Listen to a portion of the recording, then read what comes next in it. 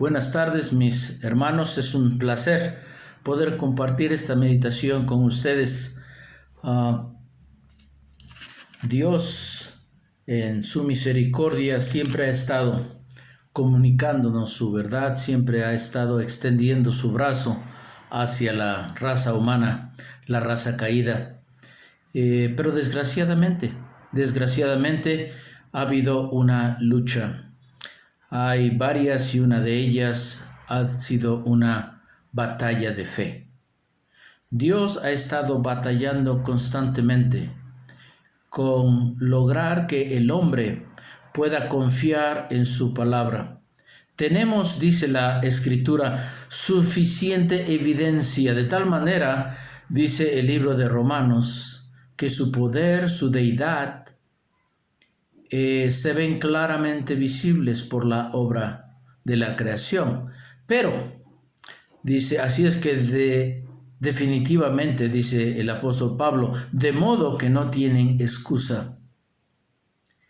El hombre ha creído muchas cosas y cree bastantes cosas, y muchas de ellas desgraciadamente son mentira. Y Dios, siempre extendiendo a través de la historia su mano y sus señales, sus evidencias, a veces se ha acusado al cristianismo de tener una fe ciega. No es cierto. El cristianismo es una creencia que está basada firmemente en las evidencias claras, de tal manera que Dios dice, no hay excusa.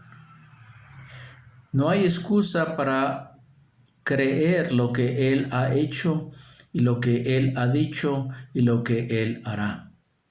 Y para aquellos que creen, no hay nada más confortable que confiar en lo que Él ha dicho.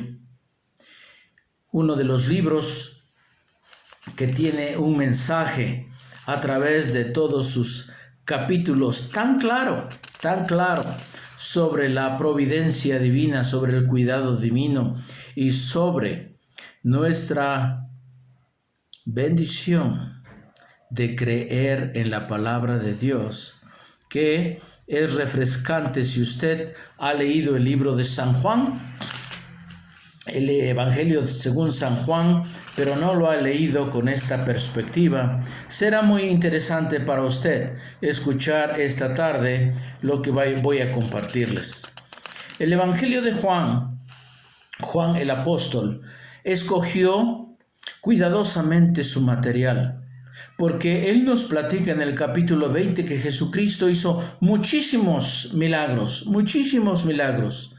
Y dice, si escribiéramos todo, usa una hipérbole y dice, no cabrían en este mundo. Él hizo tanto, pero Él escogió 7 señales que van a traer al lector a una conclusión. La primera es que Cristo Jesús es lo que Él dice ser. Segundo, que en tiempo de angustia y de necesidad no hay nadie mejor. No hay mejor ancla, no hay mejor persona en la cual podamos descansar todas nuestras tribulaciones. Tercero, no hay mejor persona en la cual podemos confiar, no solo nuestro presente, sino nuestro futuro, ya que Él ha prometido vida eterna. Como les digo, el Evangelio según San Juan es muy ordenado. Él escogió su material y nos da 7 señales.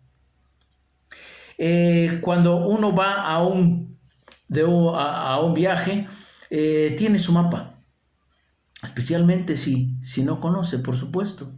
Y qué bueno es encontrar las señales, ¿sí? Los números de tantos kilómetros y los nombres en cuanto a uno llega a cierta localidad y los puentes que haya o los lugares de descanso o las casetas que uno tiene que pasar, y cuidado con los entronques no vayan a agarrar la carretera equivocada. Juan nos dirige a través de todo el libro, haciéndonos ver cómo Cristo Jesús está presentando su ministerio de una manera completa para las necesidades del ser humano. En el capítulo 2 encontramos la primera señal. Esta y casi todos los milagros o señales que voy a mencionar son señales muy conocidas, pero a veces no lo tomamos de esta manera congruente viendo todo el libro de San Juan. En el capítulo 2, versículo 11, dice así. Dice: este principio de señales hizo Jesús en Caná de Galilea y manifestó su gloria, y sus discípulos creyeron en él. Esto nos va a servir de pauta en cada uno de los milagros. Primero dice que este es el principio. Este es el primero de aquellas señales que Juan va a presentar. Y dice que Jesús manifestó su gloria. La gloria de Jehová tiene que ver con todo lo que se refiere a su majestad, su poder. Y Él está manifestando quién es Él. ¿Quién es Él? Sabemos la historia que aquí el Señor Jesucristo fue invitado a una boda y se quedaron sin vino. El Señor Jesucristo está ahí de invitado y vienen y le dicen: Señor, se acabó el vino. El Señor les da las instrucciones de lo que hay que hacer, usar las tinajas y voltear el agua. Y cuando ellos se dieron cuenta, esas tinajas se habían convertido en vino. Aquí hay mucha tela de dónde cortar, como decía mi abuelito. Qué interesante que el Señor acudió a una fiesta. No creo que el Señor era de aquellas personas como algunos que por creerse espirituales, siempre están muy serios y todo tiene que ser sin alguna sonrisa. No, parece ser que el Señor era tan tierno que fácilmente podría agacharse y tomar a un niño en sus brazos, y también podría ir a una fiesta y estar ahí disfrutando. Qué interesante también que fue Dios que estableció el matrimonio. Y imagínense cuando estaban haciendo la celebración de la boda y Cristo Jesús está ahí, el autor del matrimonio, el que dijo: lo que Dios unió no lo separe el hombre, el que de la misma manera escogió esta ilustración para hablar de la relación que Él tiene con su iglesia, Él como el novio y la iglesia como la novia, la cual un día va a ser reunida en la eternidad y va a haber boda. Las bodas del Cordero se llama en Apocalipsis capítulo 19. Un día nos reuniremos. ¿Cómo? ¿Sí? Esa preciosa ilustración de aquel deseo de estar con la persona amada para toda la eternidad. Y el Señor está ahí. Tal vez era un mensaje también para nosotros, diciendo: mira, en la unión que vamos a tener por la eternidad no se va a acabar nada. Yo voy a ser el proveedor. El vino en la Biblia, en general, usándolo positivamente, es un símbolo de alegría.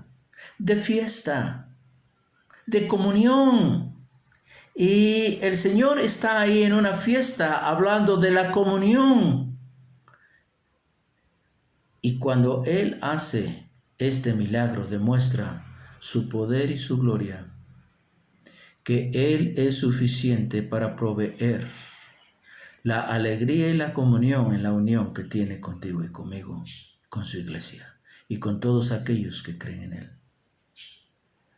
Estarían preocupados aquellas personas diciendo, ¿y ahora qué vamos a ofrecer a aquellos? Pero el Señor estaba ahí para que todos pudieran disfrutar del buen tiempo en esa boda. El Señor está con su iglesia de tal manera que la iglesia puede tener una alegría la cual el mundo no conoce, llena de comunión, y el Santo Espíritu provee la bendición de que podemos nosotros confiar en que nuestro Dios va a proveer. No importa el problema de los elementos químicos. ¿Cómo lo hizo? Pues no es muy difícil aceptarlo. Cuando uno sabe que la palabra de Dios dijo y fue hecho en la creación. Después de toda la creación que Dios ha hecho, será muy difícil para Él convertir el agua en vino. Creo que el Señor también nos quería recordar que, ¿no se acuerdan lo que he hecho en todo el universo? Cuando miran las estrellas, el sol, cuando ven los preciosos ríos, el mar. No saben de lo que yo puedo hacer. Hay personas que nos limitamos. La otra ocasión, alguien por ahí hacía buen énfasis en decir, cuidado en decir, pues ahora solamente nos queda orar. Como diciendo, es el último recurso, ¿no? Pues a ver, ahora qué pasa, pues ya lo último, ya hicimos todo lo importante, lo que se debe hacer, pero ahora pues oramos. No. Debe ser al revés. Primeramente, llegar al Señor y orar. Y orar. Y rogar. Y después, lo que Él ha puesto en nuestras manos, podemos confiar en Él, que Él puede cambiar cualquier elemento químico o cualquier problema. Pero no nos detengamos mucho tiempo porque son siete señales que Juan deja en su libro. Vamos al capítulo 4. Aquí tenemos un principal del rey, ¿sí? Y este hombre es una persona muy importante, muy importante. Sucede que este noble, su hijo había enfermado. Era un oficial del rey. Este hombre era un hombre acaudalado, muy posiblemente, era oficial del rey. También este era un hombre con importancia en cuanto a su puesto. Pero este hombre tiene una limitación. Puede hacer muchas cosas, pero no puede sanar a su hijo. Y no dudo que ya lo hubiera llevado a varios doctores. Pero cuando supo, dice la palabra, sobre Jesús, vino y le dijo, Señor, sana a mi hijo. Y el Señor Jesucristo, que sabe absolutamente todo, había que caminar un poco para llegar a su casa. Y le dijo el Señor, ok, voy. Y el hombre tiene una chispa de fe que a veces no tenemos, y no lo encontró el Señor muy seguido. Dice, Señor, yo soy hombre de autoridad. Él tenía siervos, él tenía gente que obedecía sus órdenes. Y dice, cuando yo le digo a mi siervo, vete, él va. Y se cumple. El Señor reconoce su fe de este hombre. Y le dice, Jesús le dijo, ve, entonces, tu hijo vive. Y el hombre creyó la palabra que Jesús le dijo y se fue. Cuando ya él descendía, sus siervos salieron a recibirle y le dieron nuevas diciendo, tu hijo vive. Entonces él les preguntó a qué hora había comenzado a estar mejor y le dijeron, ayer a las 7 le dejó la fiebre. El padre entonces entendió que aquella era la hora en que Jesús le había dicho, tu hijo vive, y creyó él, y no solamente él, toda su familia, toda su casa, dice. Ahora viene la nota de Juan. Esta segunda señal hizo Jesús cuando estaba en Judea, cuando fue de Judea a Galilea. La segunda señal. La segunda señal tiene que ver con un hombre que tiene su hijo a distancia. A veces para algunos pensarán o se les hará que Dios está muy lejos y se sienten muy solos. Pero Dios es el Dios de la distancia también. Y no importa cuán lejos, no importa los elementos químicos, ya vimos, pero no importa cuán lejos. Espiritualmente hablando, el Señor Jesucristo contó una parábola, la parábola de la oveja perdida. Y dice que la oveja se fue lejos. Pero el Señor, el pastor de los pastores, el príncipe de los pastores, como le llama el libro de Hebreos, fue a buscar aquella oveja. Y dice que no descansó hasta encontrarla. No importa cuán distante tú crees que estás de Dios, Él te está buscando. Y si tú hablas con un corazón sincero, créeme que Él va a escuchar tu plegaria. Y este hombre depositó su fe y el Señor le dijo, vete, tu hijo está sano. Ojalá que encontráramos muchos como este siervo, llenos de fe, sabiendo que Dios tiene poder para sanarme a la distancia que sea. No importa cuán lejos y cuán lejos me he alejado del Señor. Él todavía está en el negocio de restaurar y rescatar vidas. La siguiente señal es en el capítulo 5. El capítulo 5, vamos a leer el verso 1.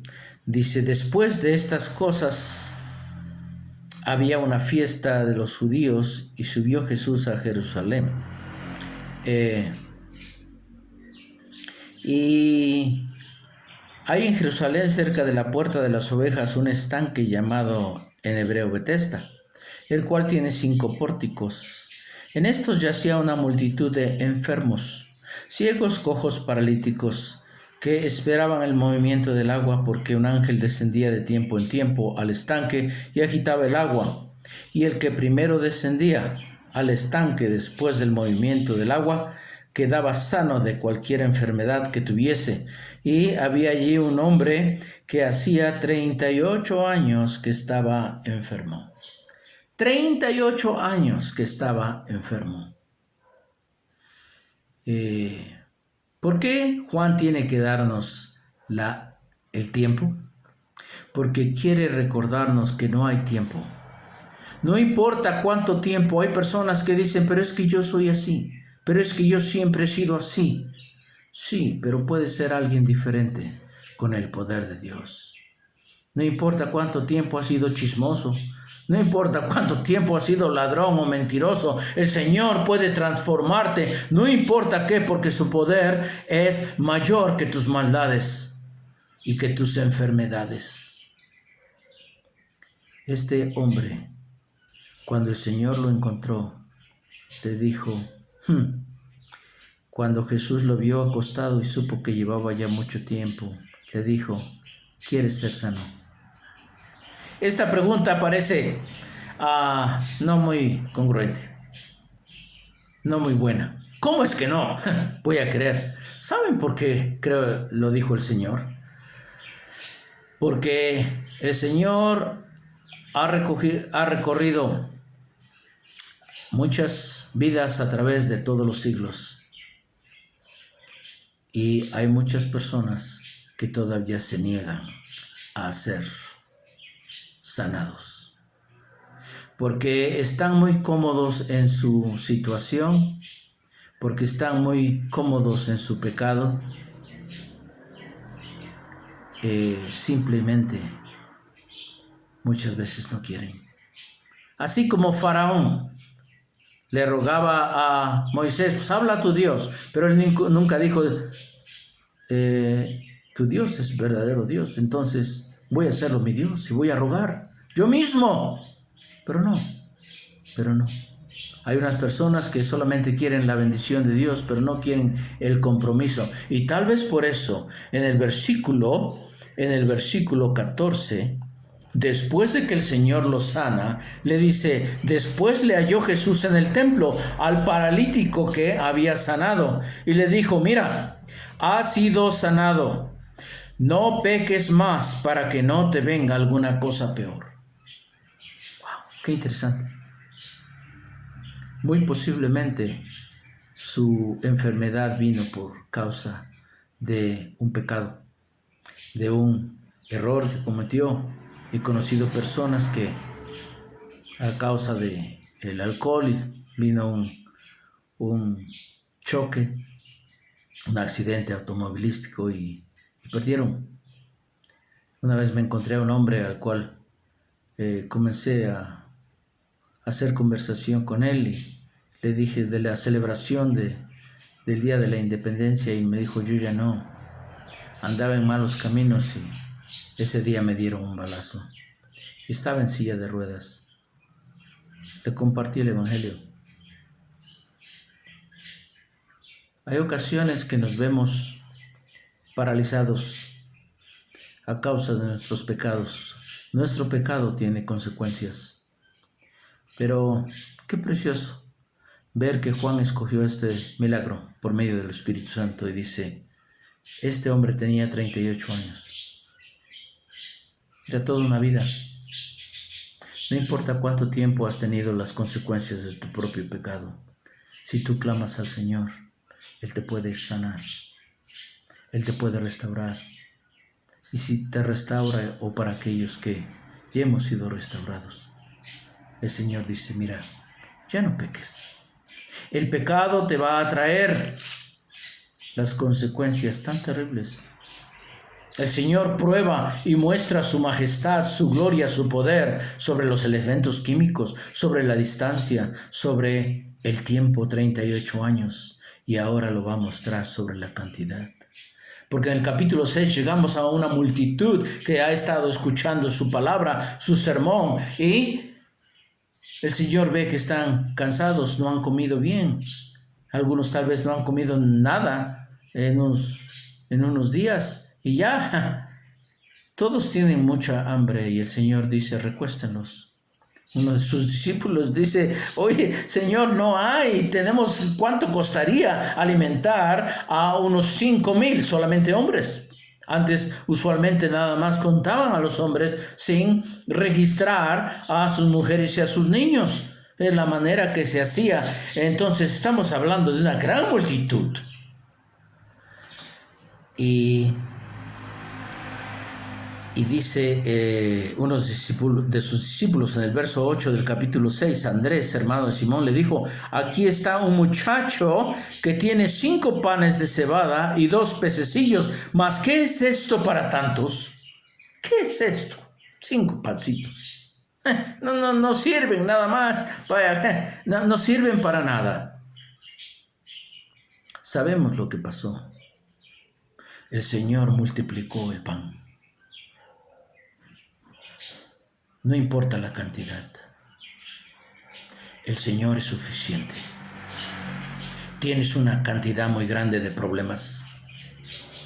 Tienes una cantidad muy grande de necesidades.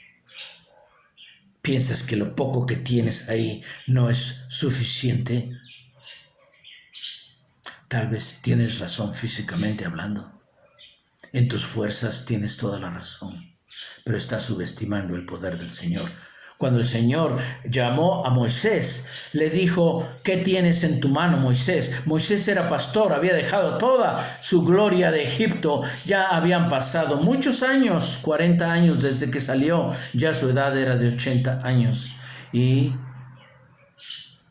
Moisés mira y ve su callado, su vara de pastor. Y responde a la pregunta del Señor y le dice, tengo una vara. Y el Señor le dice, tírala. Después esa vara iba a ser identificada como la vara de Jehová. Le iba a decir Dios a Moisés, extiende tu vara. Y el mar se partió en dos. No importa cuántos problemas tienes, puedes llegar a Cristo Jesús y decir, Señor, no tengo nada. Nada que pueda hacer una diferencia en mi vida. Pero yo sé que a ti no te importa la cantidad. Porque tú puedes borrar todos mis pecados. Porque tú puedes proveer para todas mis necesidades. Porque tú, Señor, eres capaz. Así como alimentaste a aquella multitud, puedes, Señor, transformar mi vida y mantenerme. Qué precioso, Juan. Nunca lo habíamos tal vez visto de esta manera, porque en el capítulo 6 nos va a dar otra señal, la cuarta señal o la quinta señal, perdón, que nos está dando Juan, está en 6:16. Dice que al anochecer, todo esto está en Juan 6:16. Al anochecer descendieron sus discípulos al mar, verso 17, y entrando en una barca iban cruzando el mar hacia Capernaum. Estaba ya oscuro y Jesús no había venido con ellos. Y se levantaba el mar con un gran viento que soplaba. ¡Hay tormenta! ¡Hay tormenta! Y cuando habían remado como 25-30 estadios, vieron a Jesús que andaba sobre el mar y se acercaba a la barca y tuvieron miedo. Es en este milagro que otros evangelios como Marcos nos dice y Mateo, que el Señor les grita y dice, yo soy, no temáis, paz. Es aquella ocasión cuando Pedro dice, Señor, si eres tú, déjame ir. El Señor, cuando entra a la barca, la paz, la tormenta cesa y hay grande bonanza, gran tranquilidad. Hemos dicho que los problemas en esta vida están garantizados y no te los tengo que decir porque tú ya sabes. Y a veces se levantan los vientos muy fuertemente y hay grandes tempestades. A veces son emocionales con tu pareja, con tus hijos, en tu trabajo, la economía. Tantas circunstancias que pueden levantarse como gran tormenta y pensar nosotros que perecemos y que morimos. Que todo se ha acabado. Pero el bendito Señor vino y habló al viento y a la mar. Quiero recordarte que aún los vientos y la mar escuchan su voz. Él es el Creador. Y quiero recordarte que no importa cuál sea tu problema, puedes llegar a Él. No importa cuál tormenta estás pasando, puedes venir a Él y decirle, Señor, habla a esta tormenta. Habla al corazón de mi esposo, de mi esposa, de mis hijos. Habla a esta economía que estoy pasando. Estos tiempos difíciles, Señor. Si el viento y la mar le obedecen, ¿qué cosa se le va a resistir al Señor? Así es que, qué bonito nos está llevando Juan, mostrando cómo Cristo Jesús es suficiente en todo. Es el Señor y amo, y podemos nosotros venir y confiar en aquel que transforma la tormenta en paz y aquel que multiplica unos pocos panes y peces para alimentar una multitud. El hombre que no importa la distancia ni el tiempo puede solamente con su voz hablar y todo está hecho. En el capítulo 9 encontramos la sexta señal. Capítulo 9 encontramos en el primer versículo a un hombre y dice así: al pasar Jesús vio a un hombre ciego de nacimiento y le preguntaron sus discípulos diciendo: Rabí, ¿quién pecó, este o sus padres, para que haya nacido ciego? Respondió Jesús: no es que pecó este ni sus padres, sino para que las obras de Dios se manifiesten en él. Wow. Un hombre ciego de nacimiento, al cual posiblemente ya le habían dicho todos: no hay remedio, naciste así. Hay una maldición que lleva el ser humano, y esta es la naturaleza pecaminosa. La Biblia dice que el hombre natural no puede hacer lo bueno. No puede. El Señor Jesucristo explica a Nicodemo, a un maestro de la ley, cuando llegó a verlo, y le dice: tienes que nacer de nuevo. Y él dice: ¿cómo? Entonces tengo un problema de nacimiento. Necesito nacer nuevamente. Exactamente. Pero no importa que traigamos ese mal de nacimiento. No importa cuando tú puedes llegar al Señor sinceramente y le dices: es que Señor, yo siempre he sido así. Una ocasión me encontré con un hombre que decía: yo desde que tengo uso de razón, tengo un problema con mi ira tremendamente. Pues para él hubo bendición y transformación. Lo mismo que para ti, para mí, para todo aquel que confía.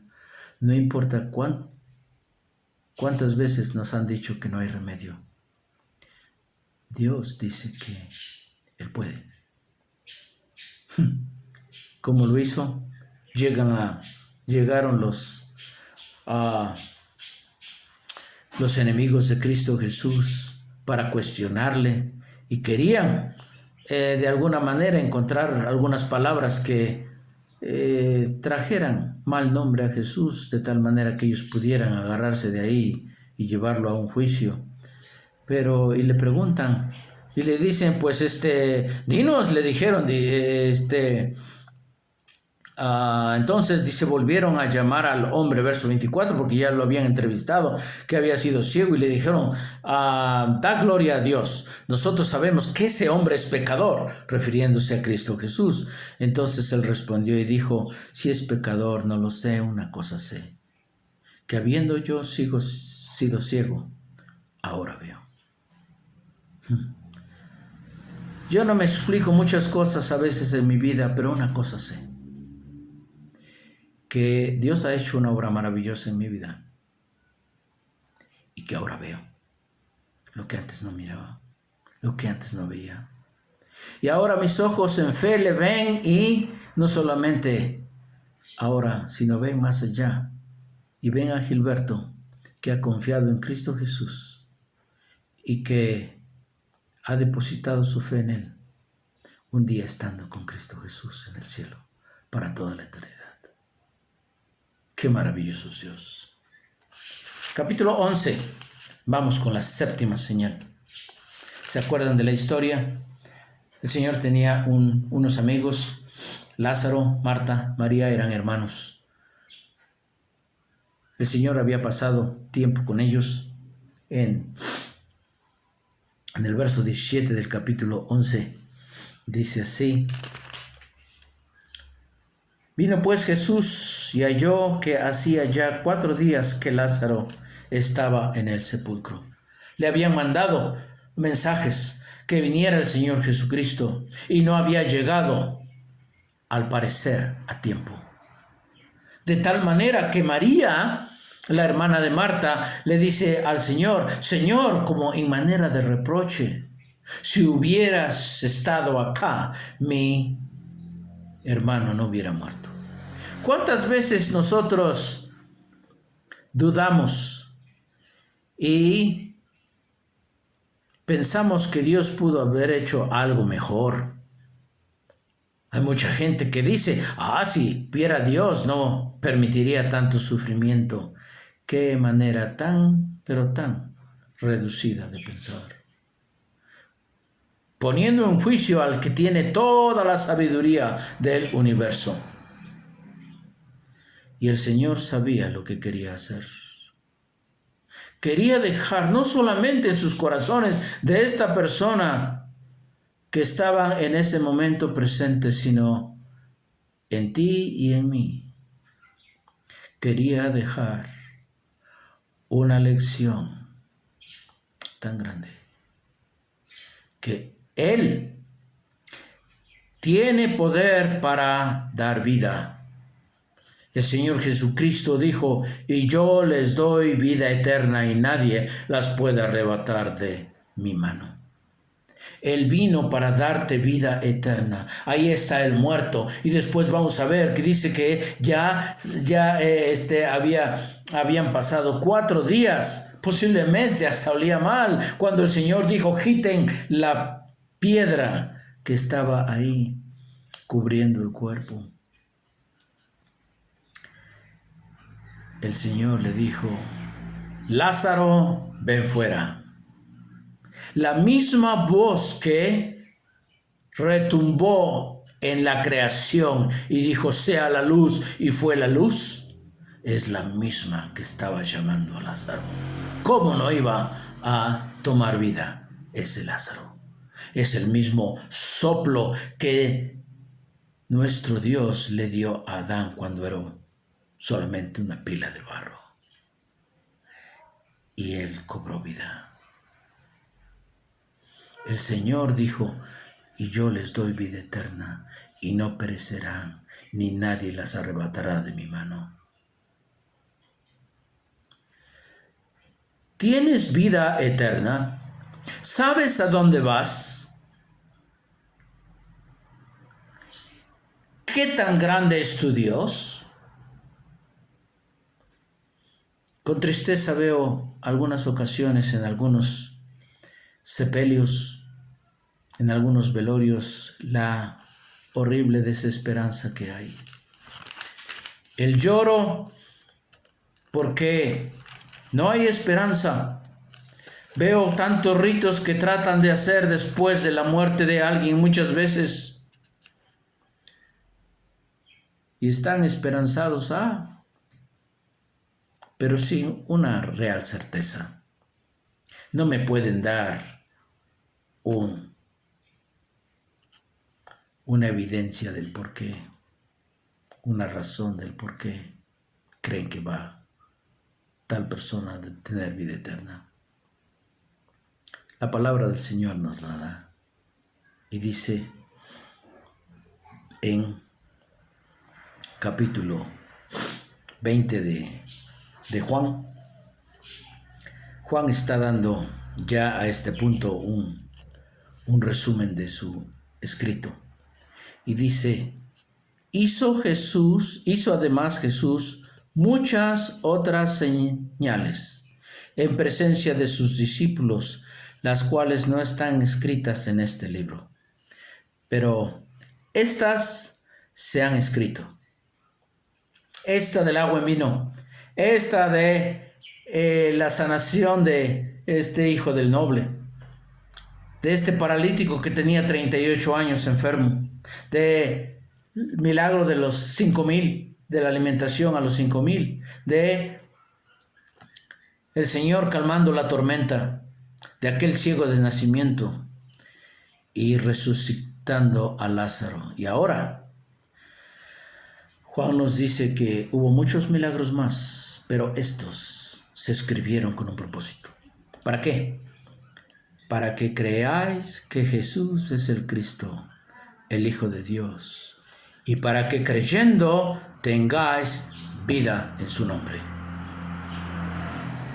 Todo esto fue escrito por Dios, el Espíritu Santo, por medio de Juan, para que tú y yo tuviésemos una fe firme y clamar como el apóstol San Pablo y decir: yo sé en quién he creído, que no importa la distancia, no importa el tiempo, no importa los elementos químicos, no importa la naturaleza, no importa si es de nacimiento o no, no importa la cantidad, no importa si es un caso de vida y muerte.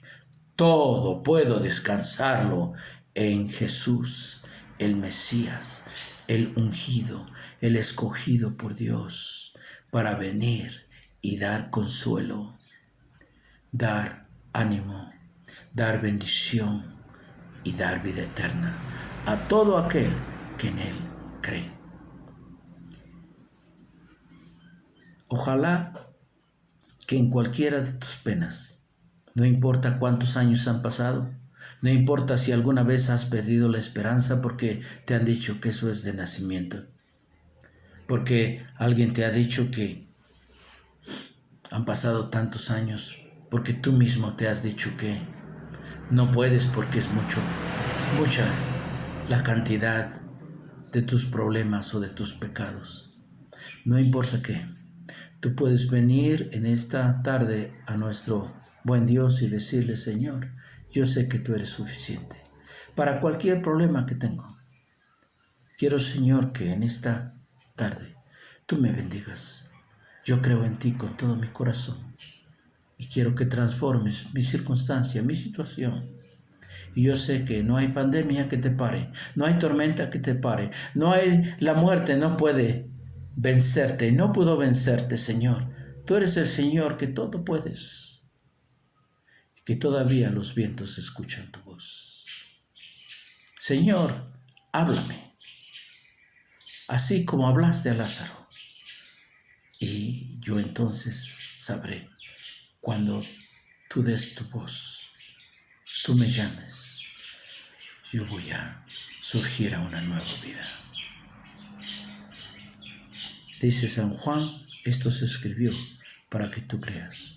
Y si tú crees, tienes vida eterna. Y si tú crees, vas a tener al Todopoderoso Señor a tu lado, al que venció absolutamente todo.